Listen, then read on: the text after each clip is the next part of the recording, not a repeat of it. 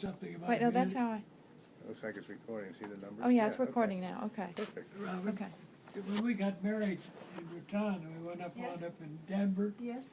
at the room at the Brown Palace, $9.50. Wow. That was- You could That's when get money one was out for worth something. $290. That's when money was worth something, right? Yeah. Huh? Looky here. These are all your pictures. These are great. Well, the pictures. That's are- that's him. Yeah, I can see that. And that was my twin brother down there. Uh-huh. And then there we all are, the three of let's us see. down there.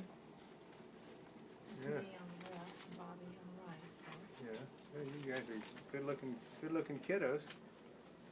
You know, my mother was going to be on the cover of Life magazine on the June issue of 1944. She was Miss Photogenic of 1944, and this thing called D-Day interrupted that, and all of a sudden there was pictures of these people going into Normandy that took her her place on the cover of Life magazine. That was me. Yeah. Well, she was a gorgeous model. She was a Miss. You know, she was from Louisville, Kentucky. She was born in New Orleans, and she was a great, and she still is a great lady. I got a picture of her. I'll show you. She's a gorgeous. Oh, my dad's 86. He was a Naval Academy graduate. He was a flyer. He was a pilot, tail hooker. So he didn't quite do the. He always liked engines on his planes. He preferred engines to the gliding type. Didn't have any choice. You didn't have any choice? Yeah. Yeah, okay. I tried to get in the Navy Air Corps, and I couldn't make their physical because I had too much of an overbite, Really? and that was if you had to pinch off the oxygen tube. You had to do it with your mouth. you know. Oh, that's the way you pinched it off. And then the aviation cadets, my eyesight was 20/30 in one eye. Well, So you I had to have couldn't get in. 20/20, I yeah. was bound to determine I was going to get in something to fly. And so I was going to the University of Colorado. Yeah. They're in And- Boulder. That's where my parents live, in Boulder. Oh, is that right? Yeah. Well, that's where so I joined the CPT, Civilian Pilot Training. Yeah. And at the civilian pilot training, I got through, and I couldn't get in there because they're full, so I went back to Nebraska where I lived. You want to sit down somewhere you're sit down comfortable? right there. Sit down right there. Okay. I didn't know you were recording me. Well, I'm just. And See so what- anyway, I finally found a little college not close to where I live called Midland. Yeah. And so I went, and they had a program, so they took me. And I thought I was going to be either a flight instructor or a ferry pilot or something like that. And we finished our course, and we so-called graduated. And we said everybody from A to J are going to be glider pilots. And, You're right at the cutoff point, right? I said, what is this glider pilot thing? And he said, well, that's what you volunteered for. I said, what do you mean I volunteered? When you went down to Omaha at the courthouse and swore in, you had to swear in, I had to enlist in order to get into this program. And I said, they didn't tell me anything about that, but so much for that. Wow. So I was not a volunteer at all. But because your name ended with a J, you ended up glider. Were the other J's guys? were glider pilots, and then from there on were different categories, and instructors and all stuff like that. And where'd you get your pilot training? That's, the first stop was civilian. I went, Civilian, yeah. Trained Was a it little. there in that little field that's just? trained little Piper Cubs and stuff. Was it right there? Off of 36 in Boulder. There's a little private strip there that now is pretty good. They've taken in corporate jets now.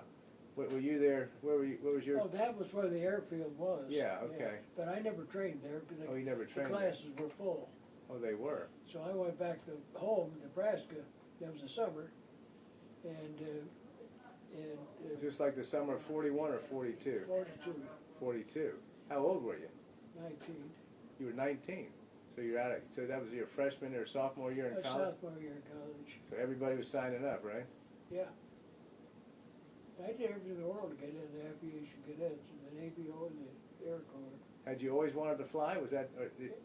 Well, not particularly. I've only ridden in a little private plane one time, and that was a friend of mine picked me up in a little Piper Cub. So it was He was single wing. It wasn't a yeah, biplane, was it? single winger. A fixed single winger. We couldn't get over a fence and under a high line, so I had to jump over a fence to go under the high line. That was my first ride. Really? And I asked him, is it like this all the time? He said, no, I landed a little short and I took off a little short.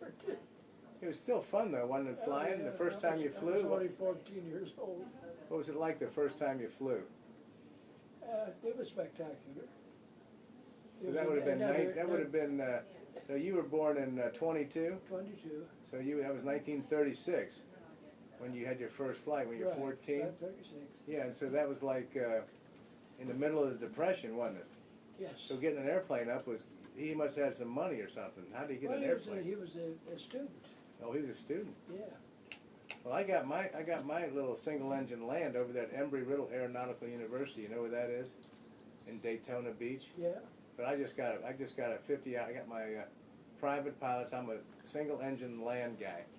He's about as basic as you can get. So I know how much fun it is to fly by yourself up there in the air. Well, I did fly before that.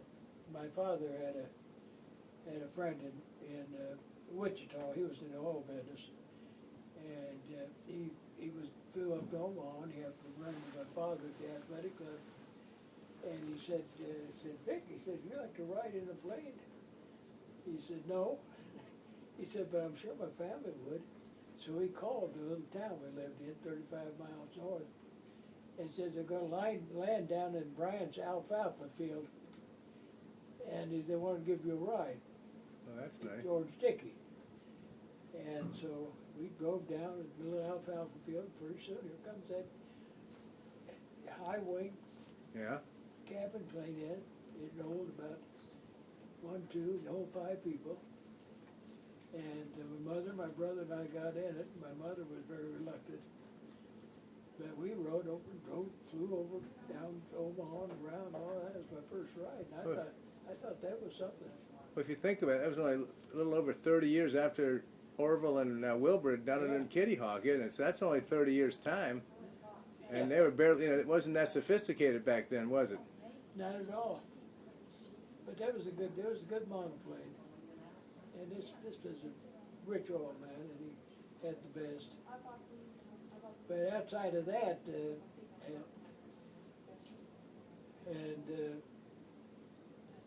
I just finished my pilot CP training and waited to be called up. And this was summer. In October, I was called up and ordered to report to Shepherd Field in San Antonio. Okay. So anyway, to get to Shepherd Field was one way, and then you take the Burlington to Kansas City and the Katy to Texas. Right through Dallas, right? Yeah, right through Dallas, one through Waco. Yeah, sure. Right. Into San Antonio. Yeah. And that's where my start of my glider pilot training was. Not at Shepherd, that was just a gathering point. This is Army Air Corps, right? They call it Army Air Corps? Yes. Okay. And So was that like in June or July of 42? in October. Okay, so you finished your first year of, you were starting your second year of college. What were you studying?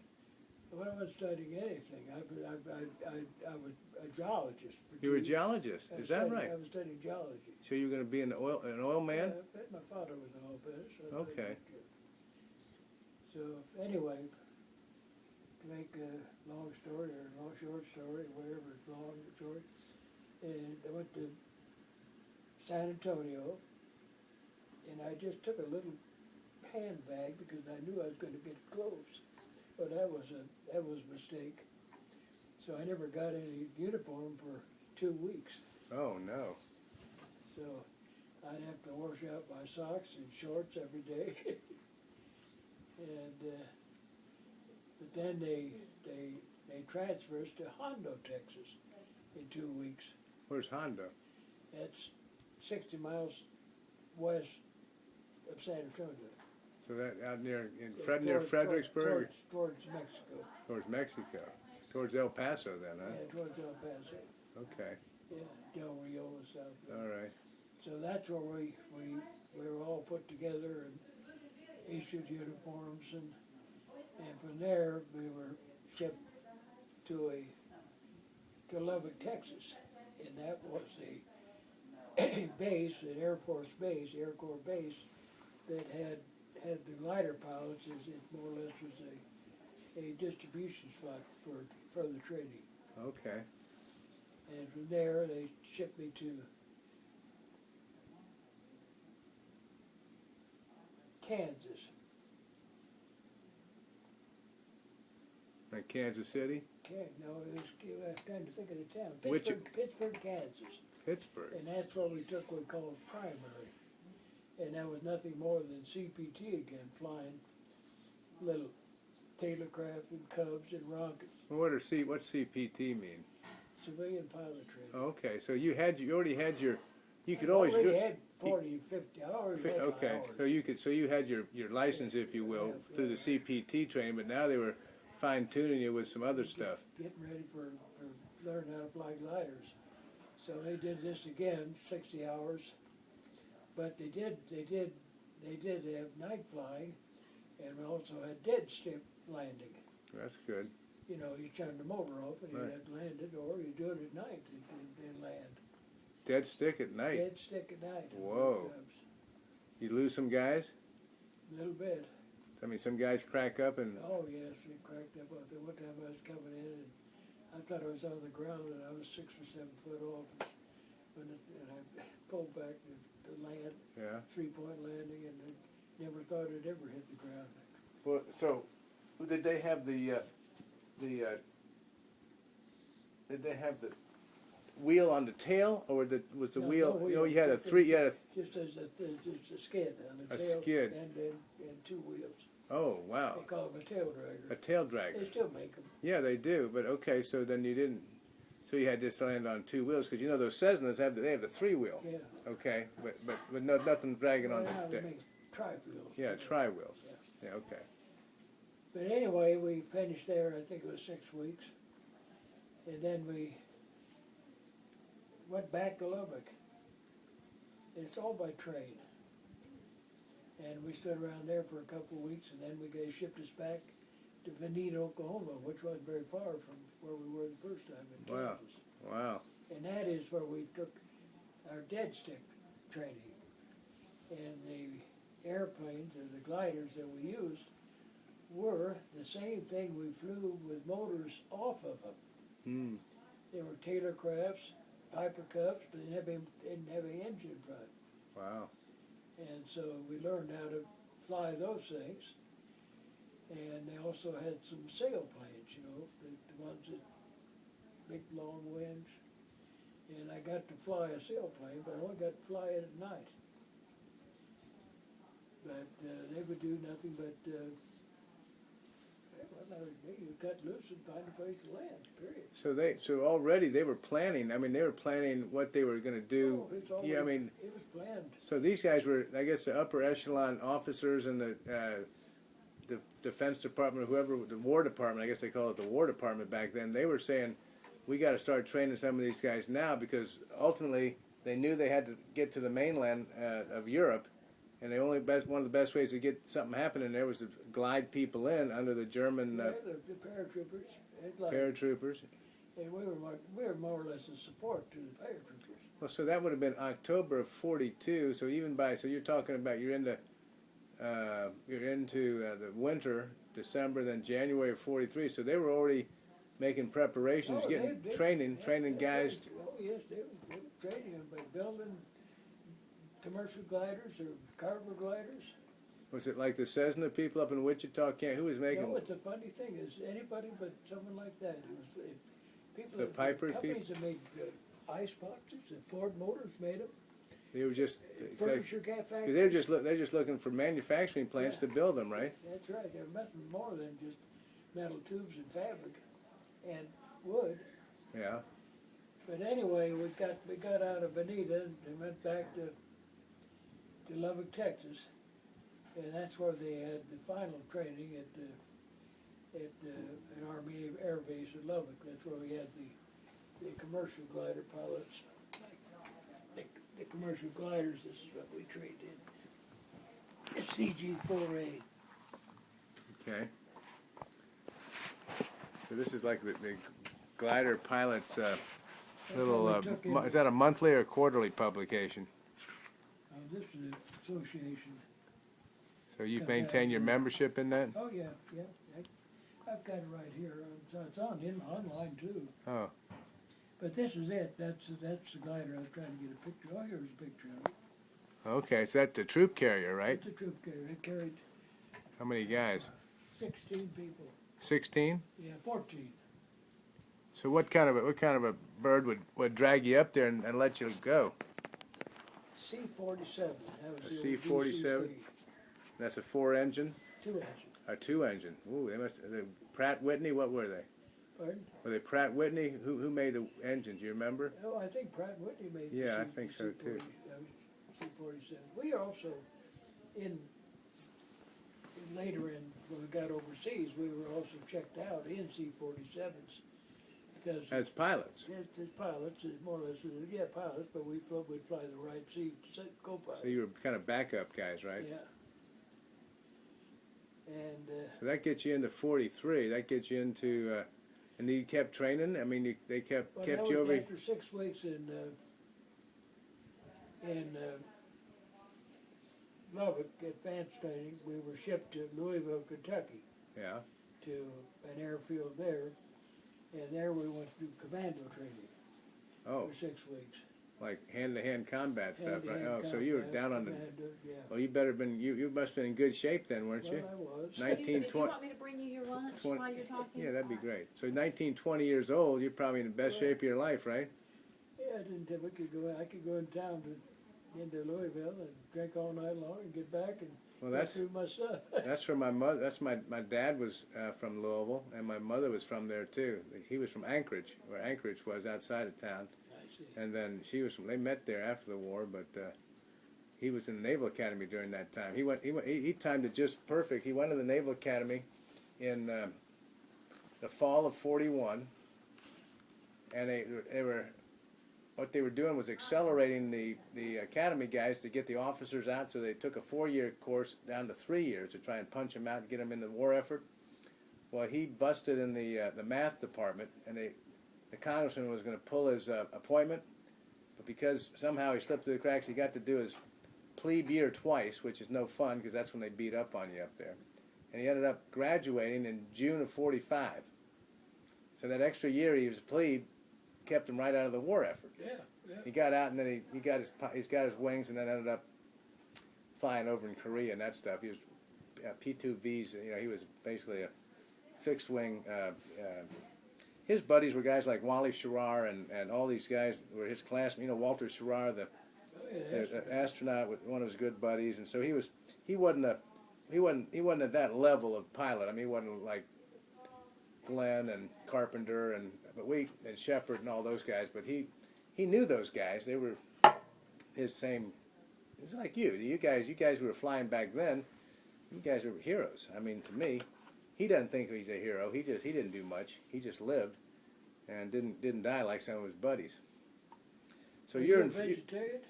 Well, she's trying to get me healthy. Good. Yeah, I eat everything. If I can eat food that's alive, that's the best thing you can eat.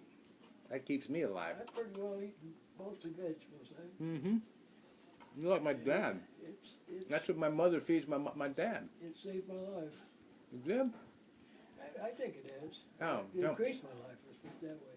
Well, my dad's 86, I mean, and he needs to do something upper body. What are you doing for your upper body? Are you doing well, anything? I swim. I used to swim a lot. You did. I got a pool here. Well, what are you doing though, right now? I'm doing anything. I walk a little bit, but I do calisthenics every morning. You do? You do anything? You do some push-ups? No, I can't do push-ups, but I do bed. I do bed calisthenics.